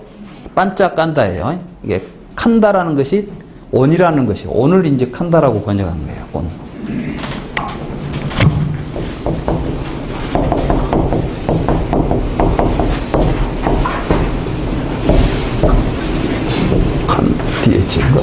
한다. 그러면 이 오는 뭐냐면 덩어리란 뜻이에요. 덩어리. 그러니까 고온이라는 것은 뭔 말이겠습니까? 괴로움 덩어리가 어떻게 한다고요? 짚게 한다. 이렇게 돼서 싸무다이라고 되었다고. 그러면은 이 과정이 뭘 설명하려고 한 것이에요? 고온이 집기한 걸 설명한 것이 12연기의 유전문이 되겠죠? 지금 여기서 묻고자 하는 생로병사의 문제는 우리가 지금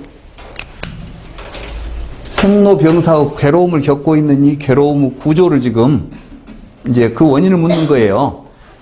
여기서 생이라는 개념은 생물학적으로 내가 부모님 몸을 받고 세상에 태어난 이야기를 묻고 있는 게 아니라 괴로움의 구조를 이야기하는 거예요. 그때 이제 이 괴로움의 구조 속에 뭐가 자리 잡고 있어요? 자기 존재가. 그러니까 지금 이 모든 것을 한마디로 말하면 오치원이 곧 괴로움이다 했잖아요. 이게 이제 유는 여기서 말하면 오치원인 것이에요.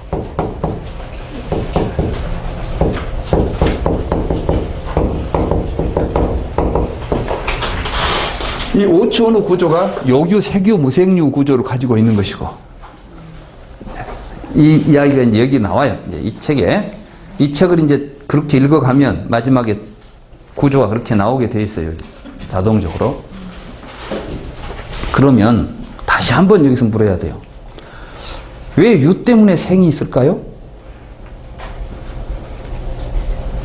지금부터 내가 왜 유가 있어야만 생이 있는가를 설명해 드리려고 해요. 유가 없으면 생이 없다는 이야기도 설명해 드리려고 하는 것이고, 이 대목을 잘 들어야 돼요. 앞으로 이제 이 이야기는 아직까지 어디서도 내가 본 적이 없어요. 이 설명을. 그러니까 다른 책에 가면 어디서 이런 이야기가 있을 것이라고 생각하시면 안 돼. 왜냐하면은 실제로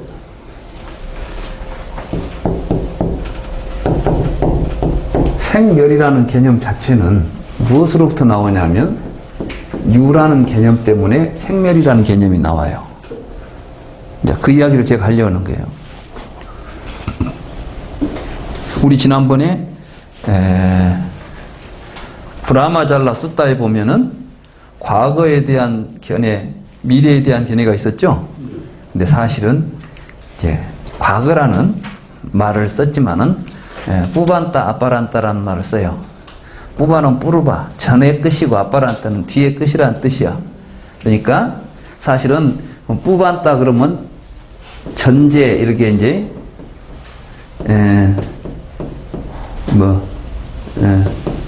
또 후제 이렇게 한문으로 이제 번역을 해요.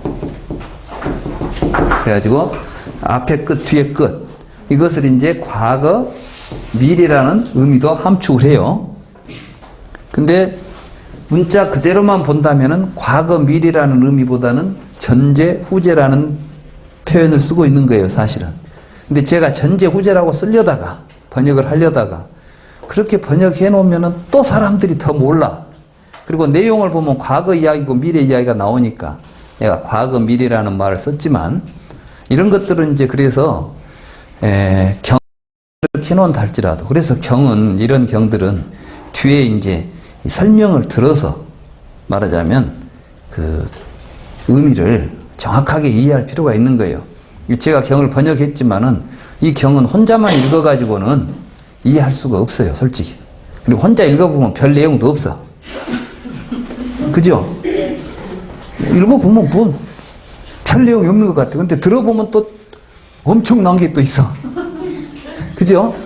제가 불교 공부할 때 그랬어요. 처음에 부처님 경이 뭐 심오하다고 해서 읽어보니까 뭐 심오할 것도 말 것도 없어. 그래서 야, 뭐 이런 걸 다 심오하다 하냐? 이렇게 했거든요. 근데 계속 공부를 하면서 뭐 문제가 생길 때 보고 하다 보니까 계속 심오해지는 거예요, 이게. 그래서는, 이게 있구나. 예, 참. 이 전제라는 말은 뭐냐면 쉽게 말하면은 앞에 끝이니까 시작이에요. 응? 후제는 뭐예요? 뒤에 끝이니까 끝이지요. 우리는 모든 존재를 시작과 끝이라는 개념으로 이해해요. 그러니까 여러분들의 자신을 신체적으로 볼 때는 여러분들의 머리끝에서 발끝까지가 여러분이죠? 네. 시간적으로는 태어나서 죽을 때까지가 여러분이죠? 이게 바로 존재를 이해하는 우리들의 의식이에요.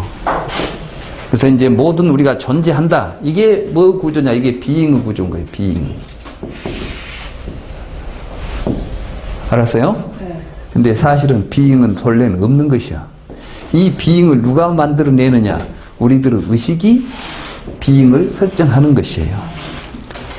그래서 여러분들의 생일도 엄밀히 따져서 정해보려고 보면 참 생일 찾기 어려워.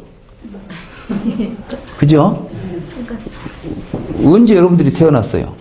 그것도 어머니 몸에서 태어날 때 순간 태어난 것도 아니잖아요. 상당히 오랫동안 진통을 해가지고 머리에서 발끝까지 나올 때까지 상당히 시간이 걸려. 그럼 어느 시점이 생일일까? 생시일까? 사주쟁이들은 뭐 생시를 다 적어갖고 오라 하는데 내가 보니까 생시가 없어 사실 우리가. 더더군다나 이제 그럼 어머니 뱃속에 있을 때는 내가 아니었을까? 그죠? 그럼 어머니 뱃속에 있을 때 나라고 생각하기 시작하면 이제 또 그럼 언제부터 어머니 뱃속에 언제부터가 또 나였을까? 그러면 또 아버지 뱃속에 있을 때는 내가 아니었을까? 뭐 이런 생각까지 하게 되면은 또가 또 없죠? 뭐 그럼에도 불구하고 우리는 우리들 속에 반드시 자기를 태어나서 죽을 때까지 어떠한 존재라고 자기가 붙잡고 있는 게 있죠? 근데 그 내가 그러니까 실질적으로 존재하는 나예요? 여러분들이 가상적으로 생각하고 있는 나예요? 그걸 나라고 생각하고 그놈을 의지해서 살고 있으니까 문제가 생기는 거지. 정말 나의 본 모습, 나의 참 구조를 우리는 전혀 보지 않고 살고 있는 거예요. 그렇게 흐리멍텅한 것이 유예요, 이게. 이것 때문에 생사가 벌어진다니까. 자, 그러면 보다 더 현실적으로 어떻게 해서 생사가 벌어지는지 설명을 해드리자면 우유 요구르트 이야기 했던가요?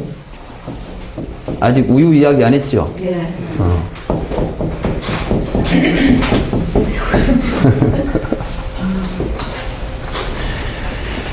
네, 집에서 요구르트를 만들어 보면 처음에 우유에다가 이제 뭐 좀 유산균을 넣어 놓으면은 이제 점점 더 발효가 되죠. 그래가지고 이제 다음날 아침 보면 요구르트가 돼 있더라고. 근데 요구르트가 되면은 이제 우유는 있어요, 없어요? 없어요. 우유는 없어졌잖아요. 그리고 뭐가 생겼어요? 이게 이런 게 생멸이요. 요구르트는 우유는 없어지고 요구르트가 생겼어요. 그죠? 근데 이제 좀 우리가 생각을 좀 다시 한번 이런 생각을 한번 해봅시다. 우유에서 요구르트가 언제 우유가 사라지고 언제 요구르트가 생기죠? 그 점이 있어요, 없어요? 없어요. 없잖아. 그럼 우유는 없어진 적이 없잖아요. 없어진 시점이 없으니까. 요구르트는 생긴 시점이 없잖아. 근데 우리는 분명히 우유는 사라지고 요구르트가 생겼다는 생각을 하고 있잖아요. 자, 다시. 근데 덜 된 요구르트가 더 맛있어요. 가정에서. 영양가도 더 있다고 가정해봐요. 그러면 우리는 요구르트 될 때까지 기다렸다 먹겠어요? 되기 전에 먹어버리겠어요? 되기 전에 또 먹어야 되겠죠? 그냥 먹어야 되겠어요? 뭘 이름을 붙여서 먹어야 되겠어? 우리는 그때 이름을 붙여, 이제. 필요하니까. 가만있어요. 요구르트가 아니고 우유도 아닌데, 그럼 뭐라 할까? 생각해보죠. 그래서 이제 우리 같이 약속을 하나 하지. 뭐라 할까? 가운데 있으니까 우유라고 하나 붙여. 네? 그럼 우유라는 것이, 이게 이제 생기니까 우유가 바로 없어지고 요구르트가 생기지 않아요, 이제부터는. 우유가 사라지면 그 다음에는 우유가 생기고, 우유가 없어져야 요구르트가 생기는 거야. 그러니까 우유라는 놈이 하나 있어버리니까 우유 생멸이 하나 나타나 버린 거야, 이게. 그래요, 그래 안 해요? 그래요. 그러고 보니까 생멸이라는 게 웃기는 거네. 뭐가 있어야 생멸이네, 이게. 우유가 있으니까 우유 생멸이 있고, 우유가 있으니까 우유 생멸이 있고, 요구르트가 있으니까 요구르트 생멸이 있듯이 내가 있어야 나의 생멸이 있는 거 아니겠어요? 그 나라는 존재가 있으니까 생멸도 있구나. 이렇게 나간 거예요, 지금 이게. 그건 뭐 창조론이고 진화론이고 들어갈 것도 없지. 여기에서 조금이라도 의심이 생깁니까? 그렇지 않을 것 같아요? 이름 없는 것이 생길 수 있겠어요, 없겠어요? 이름이 없는 것은 생기지도 않고 없어지지도 않아요. 우리가 이름을 붙여놨으니까 생기고 없어지는 것이지. 그럼 우리가 지금 나라고 하는 것도, 여러분들이 지금 나라고 하는 무엇인가를 하나 그 이름을 붙여서 나라고 내가 지금 보고 있는 그 존재가 있기 때문에 태어난 애 중뇌하는 문제도 생기고 모든 괴로움도 여기서 벌어지고 있는 것이에요. 그러니까 확실히 그 내가 무엇인지를 알아야 되겠죠. 쉽게 말하면 나 때문에 벌어지는 생사고 나 때문에 벌어지는 괴로움이라면 나는 누구인가를 정확하게 알아야 될 거 아니에요. 그래서 이제 불교를 참나를 찾는 종교다 이렇게 말하는 거예요.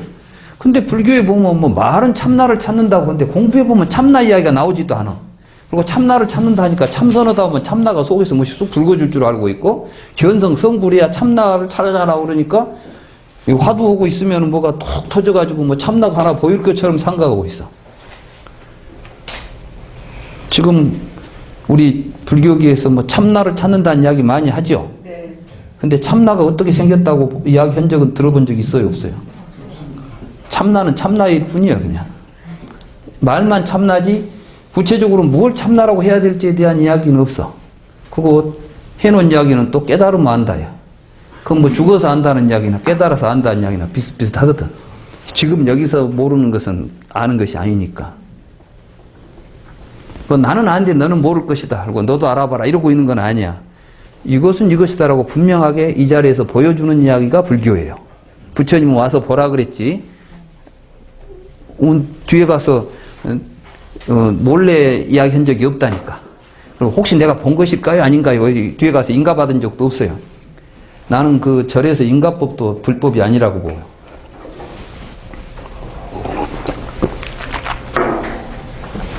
참선을 하고 나서 뭐 깨달으면 어디 조사한테 가서 점검을 해가지고 인가를 받으라. 불경에 보니까 부처님한테 인가 받으러 온 사람이 없는 거야. 어디 불경 속에서 가서 인가 받으러 이런 건 있어요. 제자들이 저 사람이 저렇게 죽었는데 저 사람은 어디로 갔을까요? 쪽 이야기하면 뭐 그런 이야기 좀 나오더만. 근데 실제로 뭐 이제 수행을 해가지고 뭐 부처님한테 아니라 더 보면 항상 뭐냐면 스스로 알게 된다. 남에게 의지하지 않고 스스로 알게 된다. 그 이야기는 수도 없이 나오죠. 어때요? 경을 읽어보신 스님들? 스스로 알게 된다는 이야기 나오죠? 누가 너는 깨달았다고 해도 자기 자신에게 의심이 남아있으면 그건 깨달은 게 아니에요. 그러겠죠? 근데 다른 사람이 너는 못 깨달았다 해도 나 자신이 만족하고 내가 더 이상 의심이 없으면 그걸로 끝난 거야. 왜 자꾸 남의 눈치를 보려고 합니까? 자기 문제 해결을 하니까 왜 남한테 가서 내가 내 문제 해결한 것 같아요, 못 온 것 같아요 이런 걸 놈한테 가서 물어보려고 그래. 그러니까 종교가 폭력이 되고 권력이 돼요. 뭐가 되냐면 나는 알고 있고 너는 모르지. 너한테 그래 인정해 줄게. 그러면 그때는 내가 인정받았으니까 뭐가 된 것처럼 이렇게 생각하니까 인가 받은 사람하고 못 받은 사람 차이가 나오고 인가를 받으려고 발버둥치고 또 그것이 제대로 인가가 된 것이 아니라 잘 보이면 인가가 되고 못 빗보이면 인가가 안 된다면 이런 게 무슨 놈의 인가고 뭐가 되겠어요. 그건 불교가 아니에요. 솔직히 자, 이 모임은 거짓 없이 이야기를 하려고 해요, 제가. 그러니까 잘못된 건 잘못된 것이다. 그리고 제가 지금 서울까지 와서 이 이야기를 하고자 했던 것은 그냥 와서 뭐 내가 심심하니까 일 없어서 올라다닌 게 아니에요. 사실 저는 여기 와서 이 일을 해야 되겠다고 생각한 것은 이제 정말 불교가 이런 식으로 가서는 안 되겠다. 응? 불교가 제대로 부처님 가르침이 제대로 서야 되겠다. 그걸 가지고 뭔가 부처님 세상을, 부처님의 가르침이 세상에 펴지는, 그래서 이 세상에 우리가 지금 겪고 있는 모든 갈등과 고통들이 사라질 수 있는 길을 우리가 한번 만들어 가야 되겠다. 이제 그런 생각을 가지고 왔어요. 그렇기 때문에 여기서는 내 이야기를 통해서 누가 나한테 이 돌팔매질을 하고 나한테 이 어떤 짓을 하더라도 내가 다 감수를 각오를 가지고 이야기를 하는 거예요. 내가 봐서 이거 잘못된 것은 잘못됐다고 내가 분명히 이야기할 거예요.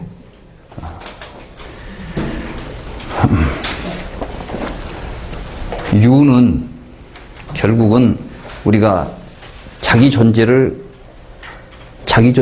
그런데 그 자기 존재가 어떤 구조냐면은 취하고 있는 구조예요. 자기로서 취하고 있어. 그러니까 여러분들의 의식을 분석해 보면 자기가 끊임없이 그 자아라고 하는 에고를 중심으로 해서 그 취를 통해서 자아가 이루어져요. 그러니까 여러분들이 나라고 생각하는 어떤 것들이 무의식 속에 자리 잡고 있다면 그 나라는 것을 유지시키고 존속시키기 위해서 사는 거예요.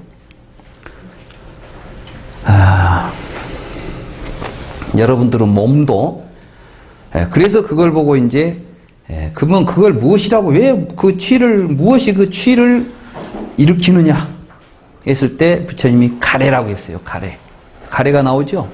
이 가래가 뭐냐면은 목마름이에요. 여러분들은 이제 이건 굉장히 은유적이면서 사실적인데 여러분들은 신체 몸 있죠. 네. 몸은 수분이 빠지면 갈증이 나게 돼 있어요. 그러면 왜 그러냐면은 그 몸을 그 상태로 유지시켜주기 위해서 갈증이 나게 돼 있어요. 그래서 반드시 갈증이 나면은 다른 어떤 것보다도 먼저 취하게 돼 있어요. 물을. 여러분들이 갈증이 나는데 옆에 막 엄청 맛있는 음식을 쌓아놓고 옆에 물이 있었다고 생각해 봅시다. 여러분들이 갈증이 났을 때 음식 먹으러 가겠어요? 물 먹으러 가겠어요? 만사 제쳐놓고 물부터 먹습니다. 그렇죠? 여러분들이 살아가면서 여러분들이 가장 우선적으로 하는 행동이 뭐냐면 자기 보존이에요. 정서적으로, 신체적으로. 그래서 여러분들이 뭘 하다가 그 취미라는 거 있잖아요. 근데 뭐 하다가 그것도 주기적으로 뭘 해줘야지 안 해주면은 좀 기분 이상해진 거 있지. 그죠? 음식만 먹는 것이 아니라 우리는 끊임없이 정신적으로도 음식을 필요로 해요. 그래서 부처님이 그것을 사식이라고 그랬어. 중생들이 먹는 음식에 4가지가 있다. 그 저쪽이 뭐냐면 단식이에요. 다시 말해서 여러분들이 신체적으로 여러분들의 신체가 말하자면 단백질이 부족하면 고기가 땡겨요. 그러죠? 네. 그 비타민이 부족하면 그 비타민이 들어있는 음식을 기가 막히게 알고 땡겨. 그러니까 사실 여러분들은 먹고 싶어 하는 것들을 먹어주면 건강에 좋대요. 누가 그러더만 뭐 어떤 음식이 좋습니까? 그러니까 먹고 싶을 때 그 음식 먹으면 돼. 근데 이제 미련하게 많이 먹은 게 문제지. 딱 적당하게 먹으면 되는 거예요. 그 다음에 촉식이라 그러는데 이제 촉식이 뭐냐면은 촉식을 통해서 우리가 감정적으로 요이야기라는 거예요. 촉을 통해서 수가 발생하는 요거예요. 그 다음에 의사식이라는 건데 여러분들의 생각, 여러분들의 의욕이 여러분들은 여러분들이 하고 싶은 일들을 해야만 속이 풀려. 왜냐하면 그 욕구하는 자아가 있기 때문에 그래요. 그래서 그 욕구도 계속해서 먹여줘야 크는 거예요. 근데 이제 욕구를 계속 끊어가지 않아요. 그러면 그 욕구가 없어져 버려. 그래서 이제 그걸 욕구하지 않게 돼. 그러니까 자기를 자기가 만들 수 있는 거예요. 몸도 이렇게 비만한 사람이 땡긴 대로 다 먹어버리면 계속 비만할 수밖에 없어. 그러면 자기가 어떻게 생각해야 돼요? 이것이 비만이구나. 이 비만을 내가 없애려면 단식을 조절해야 되겠구나. 음식을 조절을 통해서 자기가 비만으로부터 벗어날 수 있어요. 자기가 어떤 것을 계속해서 욕구하고 이런 것들 때문에 괴로워한다면은 나에게는 이런 욕심이 많구나. 이 욕심을 끊어서 조절해야 되겠구나. 이렇게 할 수 있는 거예요. 그렇게 해서 그런 걸 취해가지고 끊임없이 자아라고 하는 것들이 생성되고 유지되고 있는 구조가 지금 이야기 되는 거예요. 이 이야기는 그러니까 가래로 인해서 취하게 되고, 이 가래는 무엇 때문에 나타납니까 하니까 그건 우리들의 감정 때문이라는 거예요. 감정 굉장히 중요합니다. 사실은 서양의 근세 철학이 실패한 이유가 감정을 무시했어요. 이성만 최고라고 생각했어. 근데 감정이 이성의 어머니예요. 다시 말해서 감정이 기본이 돼가지고 이성도 작용하는 거예요. 여러분이 한번 생각해봐요. 자기가 이쁜 놈이 하는 짓은 똥을 싸도 이뻐 보이죠. 판단이 그러지 않아. 근데 미운 놈이 하는 짓은 정당한 짓을 해도 미워 보여요. 그죠? 그 판단이 무엇을 여러분들이 판단하는데 무엇이 더 중요하게 작용을 해요? 감정. 그러한 감정들의 요인들을 충족시켜주기 위해서 이성이라는 놈들이 장난치는 거예요. 그래, 누가 이제 그 정신과 의사 친구가 그런 이야기를 하더라고. 이 학력이 높은 고부간이 와불면 이게 해결이 안 된대. 많이 배울수록 이성이 발달해 있다는 거야. 근데 이 시어머니 말을 들어보면 며느리가 아주 못됐어요. 근데 똑같은 이제 둘이 이제 싸워. 근데 또 며느리 이야기를 들으면 시어머니가 아주 못된 시어머니야. 근데 그렇게 자기 입장을 옹호하고 하기 위해서 아주 합리적이고 이성적으로 판단할 수 있는 모든 근거를 해가지고 이야기를 잘 한대요. 그러니까 나는 옳고 너는 틀리다는 거예요. 근데 이제 학력이 낮은 사람들이 오면 뭐냐면 그냥 따지기보다도 아이고 저도 살다가 팍팍하게 그런 이야기 했겠죠. 아이고 이해도 해요 하고 간대. 그럼 그렇게 하면 쉽게 되는데 세상에 그런 이야기를 해서 되겠어요?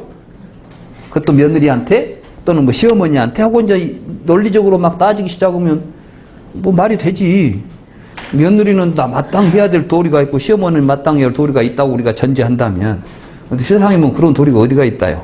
만들어 놓고 거의 세워놓고 막 자기 논리를 세우면 이제 막 서지는 거지.